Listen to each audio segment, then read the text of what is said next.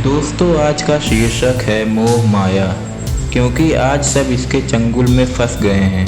कोई पैसे के पीछे भाग रहा है तो कोई फेम के पीछे, कोई जल्दी सफल होना चाहता है तो कोई जल्दी अमीर बनना चाहता है।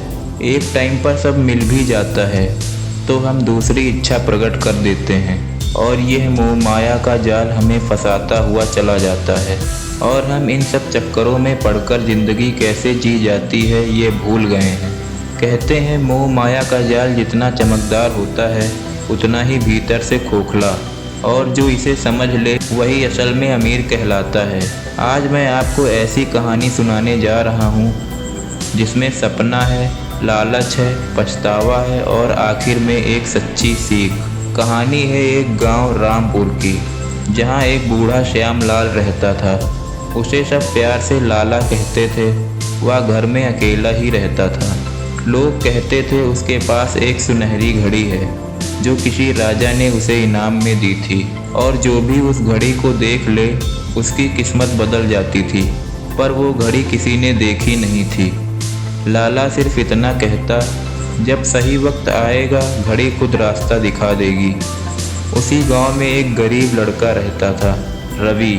छोटे से घर में टूटी हुई चारपाई और माँ की थकी आंखें। रवि चाहता था बड़ा बनना, जल्दी अमीर बनना, क्योंकि गरीबी उसे अब काटने लगी थी और वो इन सब चीज़ों से दूर शहर में अपनी दुनिया बसाने की सोचता रहता था। बड़ा घर, बड़ी गाड़ी और भी बहुत कुछ। एक रात लालच ने उसके ज़मीर को हरा दिया। रवि चुपचाप दीवार फांदकर लाला के घर में घुस गया। कमरे में अंधेरा था, बस एक लालटेन की हल्की लौ जल रही थी। लाला गहरी नींद में था और सामने वो अलमारी जिसके बारे में पूरे गांव में चर्चा थी। रवि ने धीरे से ताला तोड़ दिया और दरवाज़ा खोला, और सामने वो थी सुनहरी घड़ी, सच में चमकती हुई, मानो चांद की रोशनी को किसी ने पकड़कर घड़ी में भर दिया हो।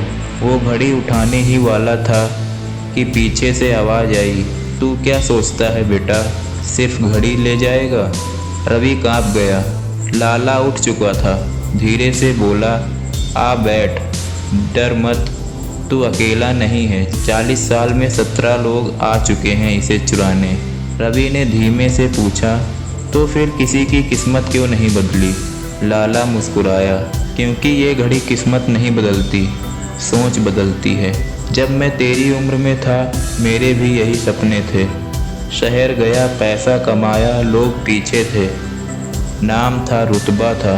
फिर एक दिन सब कुछ चला गया, व्यापार डूब गया, और जब मैंने पीछे मुड़कर देखा तो कोई भी साथ नहीं था, क्योंकि मेरे पास धन नहीं था, सब व्यापार में डूब गया था।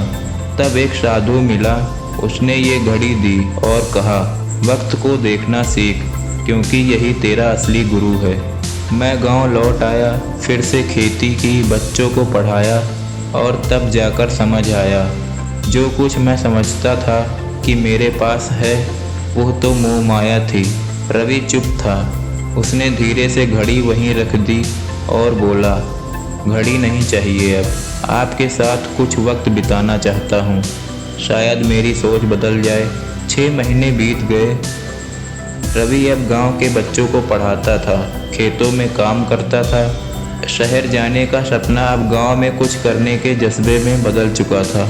लाला अब इस दुनिया में नहीं था, पर उसकी घड़ी अब भी उसी अलमारी में रखी थी और उस पर उकेरा था एक वाक्य, वक्त बदलता नहीं, वक्त तुझे बदलता है। सब मोह माया है, जो मिट जाए वो तेरा कभी था ही नहीं, और जो तुझ में बसा है वो कभी खो ही नहीं सकता। उसे यह बात समझ आ गई थी कि अगर जो कुछ मुझे मिलना होगा वो मिल जाएगा, पर उसे पाने की सोच से मैं अपना आज नहीं खराब करूँगा और अपनी सोच को सही दिशा दूँ, क्योंकि बाद में यही अच्छी सोच और अपने लोग काम आते हैं।